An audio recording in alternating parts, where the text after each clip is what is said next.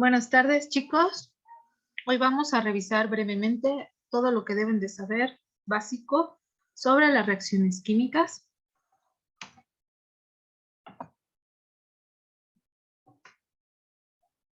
Bueno, una reacción química, hay un reordenamiento de los átomos, se obtienen productos con características físico-químicas diferentes de los reactivos de los cuales surgieron. Lo podemos representar poniendo los reactivos con una flecha que nos va a indicar que existe una reacción y los productos. Pueden ser 1, 2 o más productos y 1, 2 o más reactivos. ¿Cómo podemos distinguir o saber visualmente que hubo una reacción química? Pues lo sabemos por el cambio de color, porque se puede formar un precipitado, vamos a ver que se va hacia el fondo un sólido, porque se forma gas, vamos a poder apreciar las burbujas o va a haber cambio de temperatura, las reacciones exotérmicas o endotérmicas. ¿Cómo se escribe una reacción? Ya lo vieron ustedes en la lectura de la semana pasada. Tenemos los reactivos que están de este lado de la flechita, los números grandes que nos indican el número de moléculas que están participando en esta reacción, que son los coeficientes, los números pequeños, que es el número de átomos que hay en un compuesto o de este elemento en una molécula diatómica, por ejemplo, en el cloro, se llaman subíndices, y nuestro producto puede tener subíndices y puede tener también coeficientes que también al final nos dicen el número de moles que están participando en la reacción. También en las ecuaciones químicas podemos tener otros elementos. Cuando vean este triangulito, implica que hay que agregar calor para que esta reacción ocurra, que no es una reacción que va a ocurrir espontáneamente, sino que le tenemos que proveer de algo. Si llegáramos a requerir de algún catalizador para que se realice la reacción, también tiene que aparecer arriba o abajo de la flechita, es indiferente.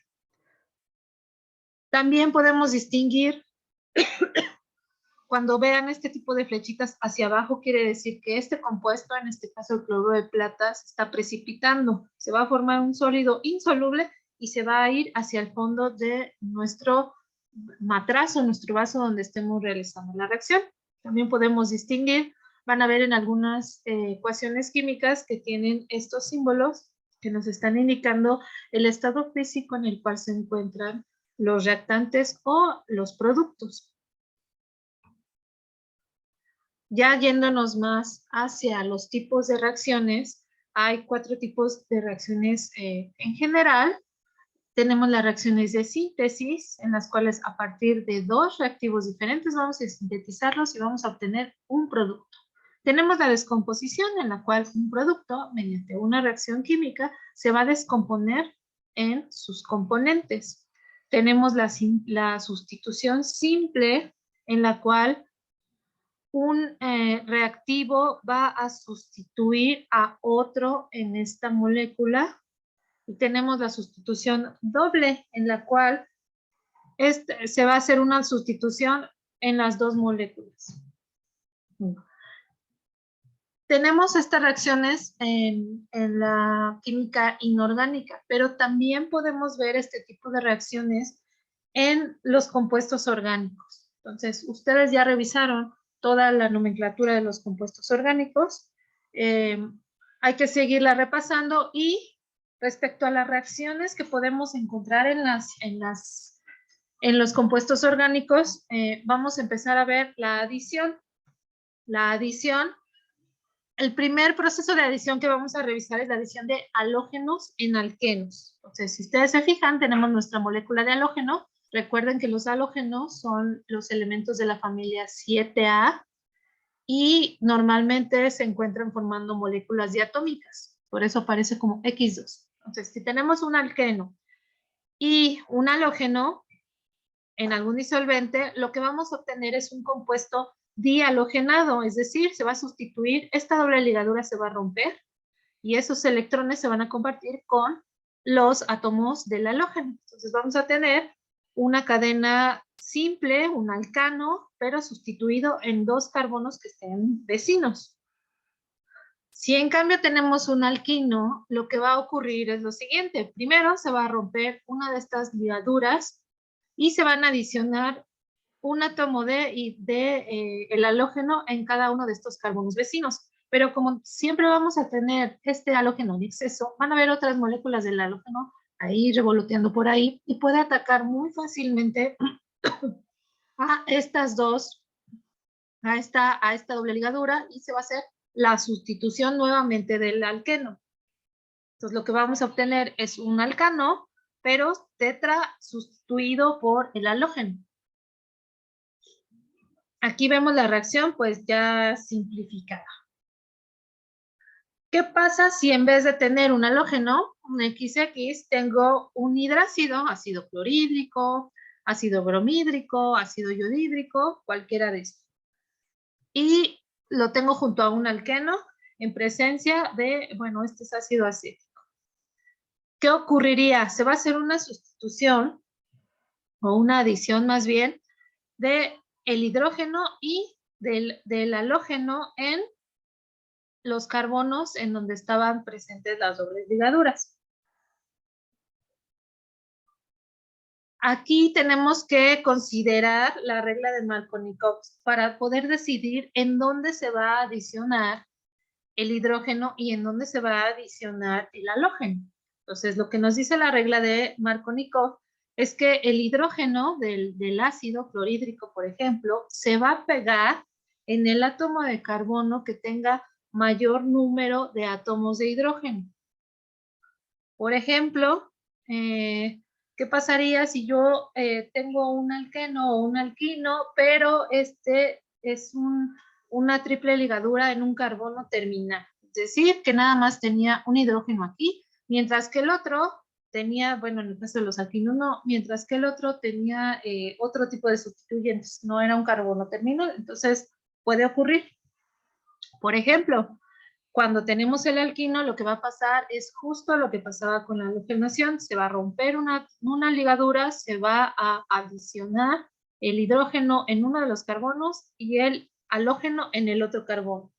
Y al llegar otra molécula del hidrácido, va a elegir y va a preferir el hidrógeno adicionarse en el mismo carbono que ya tenía un hidrógeno aquí. Y el halógeno, por tanto, se va a adicionar en el otro carbono que tenía el otro halógeno. Entonces vamos a obtener un alcano dihalogenado, pero los halógenos van a estar en el mismo carbono. Tenemos otro tipo de reacciones, que son las reacciones de sustitución, en las que un elemento va a sustituir a otro elemento. Y aquí, bueno, tenemos un ejemplo en el caso de una reacción inorgánica, perdón. ¿Qué pasa entonces si yo en vez de tener un alquino y ponerle un halógeno y obtener alcanos disustituidos o tetrasustituidos, empiezo con un alcano? En este caso lo que va a ocurrir es que se va a sustituir este hidrógeno que tiene este alcano, se va a sustituir por un átomo del halógeno. Entonces nos va a quedar lo que llamamos un haluro de alquilo o un halogenuro de alquilo. Y ese hidrógeno, ¿a dónde se va a ir? Pues se va a pegar con el otro átomo del halógeno para formar un hidrácido. Por ejemplo, ácido clorhídrico.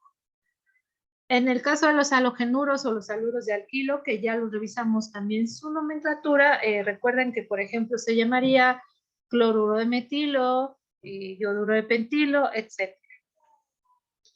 Y también debemos saber que la sustitución se va a realizar más fácilmente en los carbonos terciarios que en los carbonos secundarios que en los carbonos primarios. Entonces, si ustedes tienen un alcano, saben su estructura y lo hacen reaccionar con un halógeno, ustedes pueden predecir de cierta manera cuál es el halogenuro que se va a generar con una mayor concentración.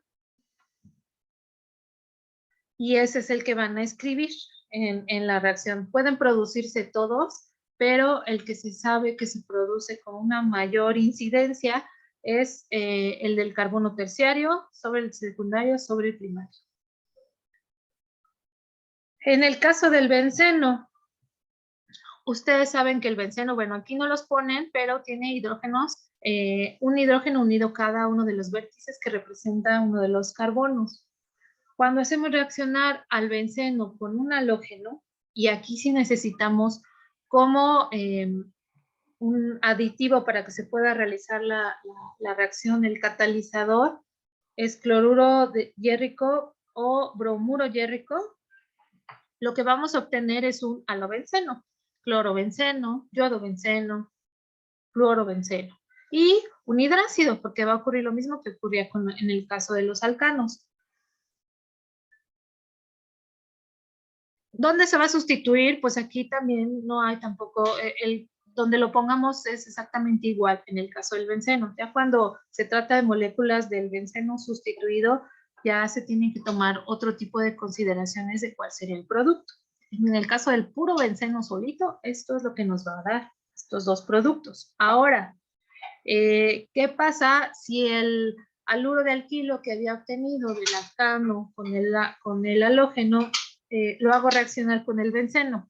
Lo que voy a poder hacer es que voy a poder adicionar un alquilo al benceno. Es decir, si este fuera un grupo metilo, un yoduro de metilo, voy a poder tener aquí pegado el metilo al benceno y entonces ya se llamaría tolueno y mi subproducto sería el ácido yodídrico, ¿no? Tenemos otro tipo de reacciones de condensación que revisamos cuando vimos el tema de los ésteres. Estas condensaciones vamos a tener dos reactivos, vamos a obtener un producto totalmente diferente y agua. Entonces, ustedes ya revisamos este tipo de reacciones cuando vimos el tema. ¿Qué es lo que nos tenemos que fijar cuando pensamos en una esterificación? Que este grupo carboxilo va a perder su hidroxilo, su OH, y ese OH se va a combinar con un hidrógeno del alcohol.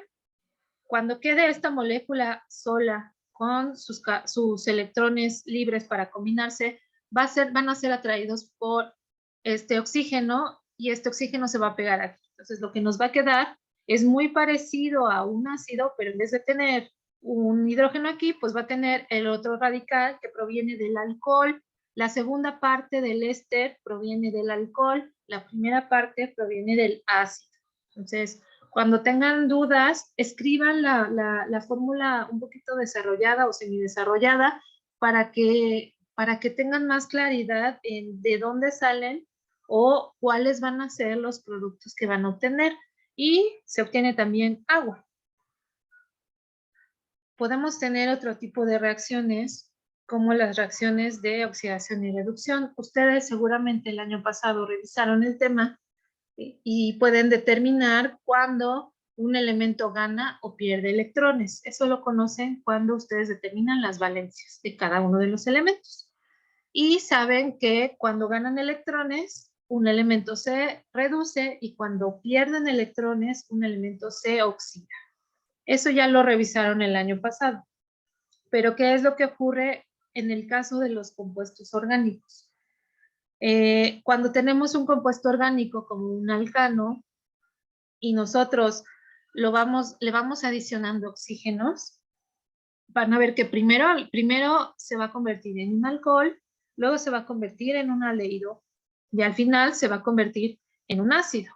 Ya el último paso es convertirse en CO2. Ese sería el último paso. Entonces, si ustedes lo quieren ver así, se está oxidando porque está ganando oxígenos.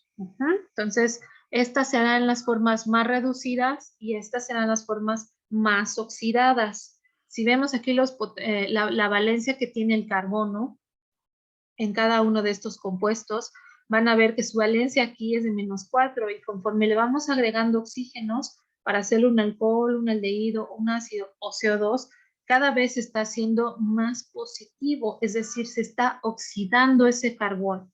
Y en todas las reacciones de oxidación y reducción, ¿qué ocurre? Pues siempre va a haber alguien que se oxida y alguien que se reduzca.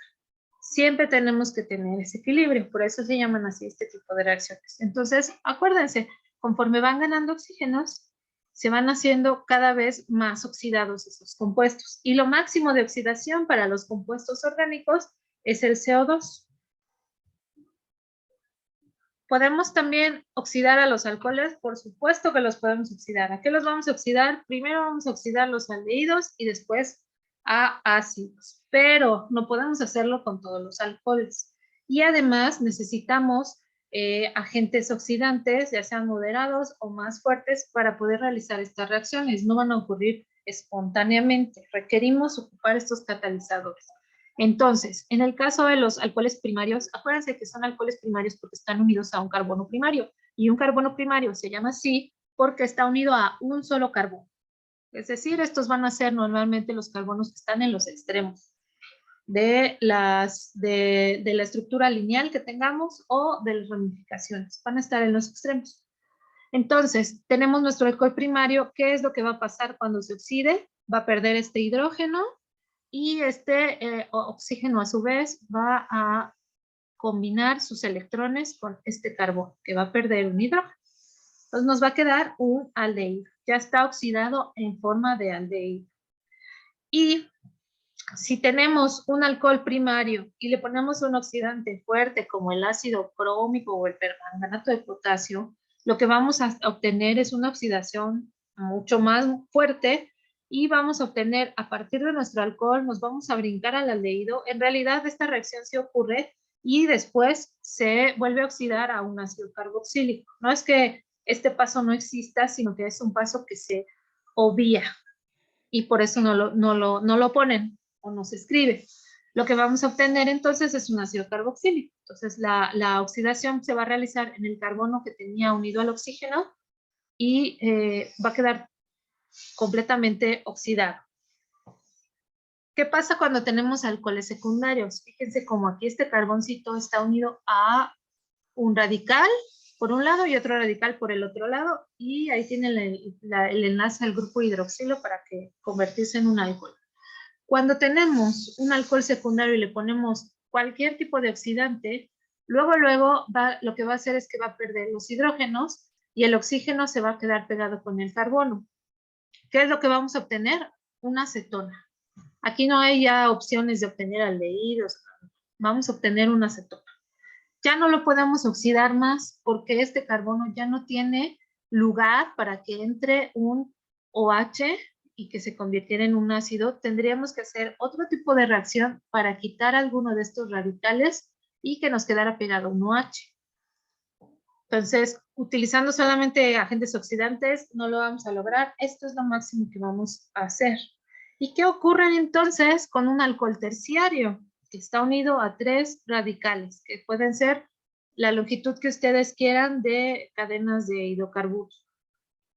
No va a pasar nada, porque no hay manera de que este oxígeno se combine con este carbono y que se pierda el hidrógeno. Esto tiene mucho que ver con el tamaño de las moléculas, con los impedimentos que hay entre los átomos para que ocurran las reacciones y al final las fuerzas de los enlaces. Entonces, un alcohol terciario no va a reaccionar con ningún oxidante, así sea moderado o sea un oxidante fuerte. Finalmente vamos a ver las reacciones de descomposición en las que tenemos un reactivo que se va a separar o nos va a generar 2 o más productos, ¿no? Entonces aquí tenemos ejemplos de reactivos inorgánicos. Un ejemplo muy representativo de este tipo de reacciones son las combustiones. Para hacer una combustión, esto ustedes lo vieron el año pasado, necesitamos tener un combustible que va a ser un alcano, alqueno, alquino, carbohidrato, grasa, proteína, aminoácido, cualquier cosa orgánica que contenga carbonos, hidrógenos, la podemos quemar y utilizarla como combustible. Entonces, bueno, casi todo, casi cualquier cosa. Este combustible necesita reaccionar con el oxígeno, pero requiere del aporte de energía. Si ustedes no ponen la chispa o la llama, no va a haber una reacción de combustión. Una vez que se realiza la combustión, lo que hay es un proceso de oxidación fuerte, porque lo que se obtiene es CO2, que es la parte más oxidada del carbono, y agua. Sea lo que sea que ustedes quemen orgánico, les va a dar CO2 y agua, sea lo que sea. Este tipo de reacciones pues también ocurren en nuestro cuerpo para obtener energía a partir de los azúcares en solución acuosa, por ejemplo, y el oxígeno lo obtenemos con la respiración. Entonces, este proceso ocurre adentro de las células, se obtiene energía.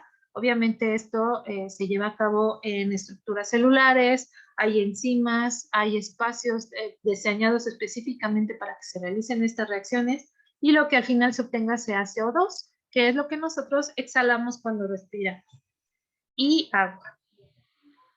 Entonces, si presentan alguna duda, por favor me contactan y nos vemos pronto. Chao.